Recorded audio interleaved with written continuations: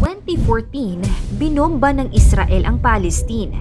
At noong 2021, gumanti naman ang Palestinian. At nitong October 7, 2023, sorpresang inatake ng Hamas ang Israel. Tila paulit-ulit na lamang ang sigalot at tensyon ng Israel at Palestine. Paano nga ba nagsimula ang hidwaan at tumitinding digmaan? Sino ba ang may kasalanan? At ano ang kinalaman ng grupong Hamas sa pambubomba sa Israel?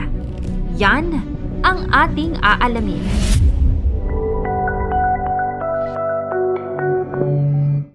Geographically location sa mapa, ang Israel at Palestine ay nasa iisang landmass o kalupaan lamang ito. Bakit kaya naging komplikado? At sino ba ang may karapatang manirahan sa lupain na pinag-aawayan ng dalawang estado? Kung babalikan ang kasaysayan, maraming beses na ring nasakop. Gaya noong 500 BC, ang pagpunta at pamamayagpag ng Babylonia. At noong 70 BC naman, ay nasakop naman ito ng Imperyong Roma. Hanggang sa noong 1517 to 1917, ang pamamayagpag ng Ottoman Empire. Sa panahong ito ay napasa ilalim at pinamumunuan ang lupain ng Ottoman Empire. At noong 19th century, ang mga nakatira ay mga Muslim, Hudyo at iba pa. Sa pagbabago ng panahon, ang mga Hudyo ay nagkalat na sa iba't ibang bahagi ng mundo, especially sa Europa. Noong 1800, ang mga Hudyo sa Palestine ay mas mababa sa 2%. Halos ang buong populasyon ay binubuo ng mga Muslim. At sa pagdaan ng mga taon, ninais ng mga Hudyo na makabalik sa itinuturing nila sa kasaysayan na Promised Land. Pero hindi ganoon yun kadali na makabalik agad sa sinasabi nilang homeland. Dahil noong taong 1900, ang nakatira na halos dito ay mahigit 500,000 na mga Muslim at nasa mahigit 23,000 lang ang Jews. Nung matapos ang unang digmaang pandaigdig, natalo ang Ottoman Empire at ang mga kakampi nitong Triple Alliance. Kaya ang lupaing pinag-aagawan ay nakuha ang buong control ng Great Britain at sa kanilang pamamahala. Interesado ang British sa ideya ng pagtatag ng isang pambansang estado ng Hudyo sa Palestine. Tinawag itong Balfour Declaration, isang paraan upang matiyak ang seguridad ng makasaysayang tinubuang bayan ng mga Hudyo at sila ay makabalik sa sinasabi nilang Promised Land. Sa pagdagsa at pagdami ng Jews sa lupaing ito, unti-unting nawawala ng lupain ang Palestinian at nakadagdag ito sa umiinit na tensyon at sigalot sa dalawang estado. At nang matapos halos ang ikalawang digmaang pandaigdig, hindi pa rin humuhupa ang tensyon sa magkabilang partido.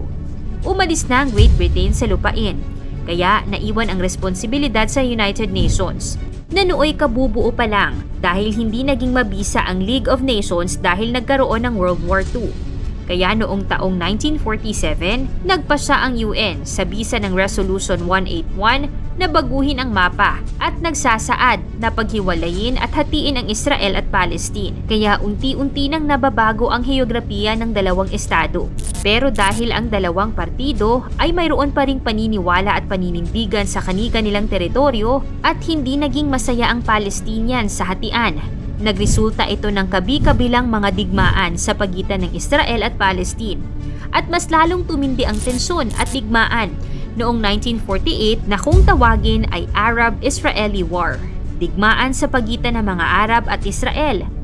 Dahil ang kalaban dito ng Israel ay hindi lamang Arab-Palestinian, kundi mga Arab countries na nakapalibot sa Israel. Pinagtulungan ng Palestine, Egypt, Syria, Saudi Arabia, Lebanon at Iraq ang Israel sa gyera. Pero sa huli, alam nyo bang nanalo pa rin sa digmaang ito ang Israel? At dahil maraming naipanalo ang Israel sa bawat labanan, lumaki pa ng lumaki ang kanilang lupaing nasasakupan. At pinanawagan naman nila ang lahat ng kanilang kalahi na mula sa iba't ibang panig ng mundo ang Law of Return.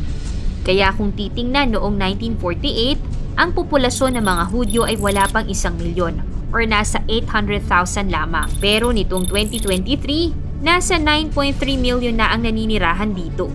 Nanalo ang Israel noong 1948 na itinuturing nilang kalayaan at siya namang kahihiyan sa mga Palestinian. dahil halos mahigit 700,000 Palestinians ang naitaboy matapos ang digmaan. Sila ang naging bagong refugees, lumiit at halos nawala ng lupain sa matagal na nilang tinitirhan at ang Israel ay mas pinalawak ang nasasakupan. Pagkatapos ng digmaan sa pagitan ng Israel at Arab countries, nagkaroon ang mga partido ng kasunduang pangkapayapaan at tigil putukan at tanging Palestine lamang ang hindi pumirma sa kasunduang ito dahil para sa kanila, sila ang argabyado.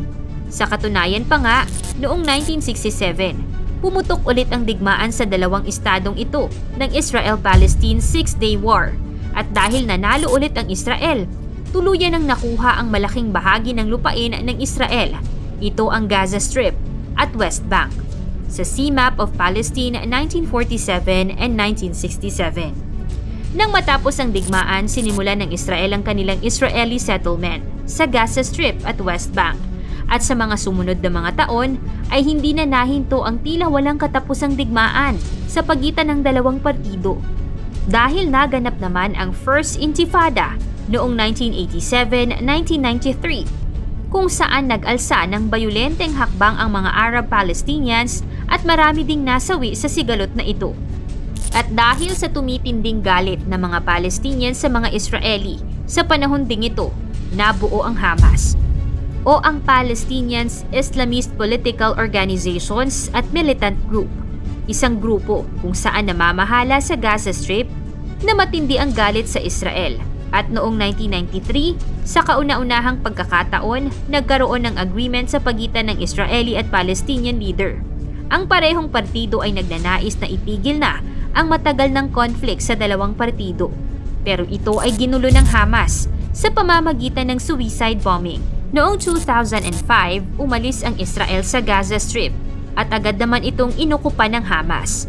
At mula noon, hindi na matapos-tapos ang digmaan sa pagitan ng dalawang ito dahil noong 2008, 2012 at 2014 ay inatake ng Israel ang Gaza at gumanti naman ang Hamas noong 2021 at nitong October 7, 2023 ay sorpresang inatake ng Hamas ang Israel. Ayon sa kasaysayan, bagamat naging malupit din ang naging kapalaran ng milyon-milyong mga Hudyo sa Holocaust sa kamay ng Nazi, ay hindi ito lisensya upang sila naman ang mag-alipusta sa mga Palestinians. Sana ay matuldukan na ang digmaang ito dahil sa usaping gyera ay walang panalo at ang mga ordinaryong sibilyan din ang kawawa at talo. Ikaw, sa iyong palagay, ano ang solusyon upang matigil na ang digmaan sa pagitan ng Israel at Palestine? At sino ang dapat na magparaya upang matapos na ang gulo? Ikomento mo naman ito sa ibaba. Paki-like ang video. I-share mo na rin sa iba. Maraming salamat at God bless.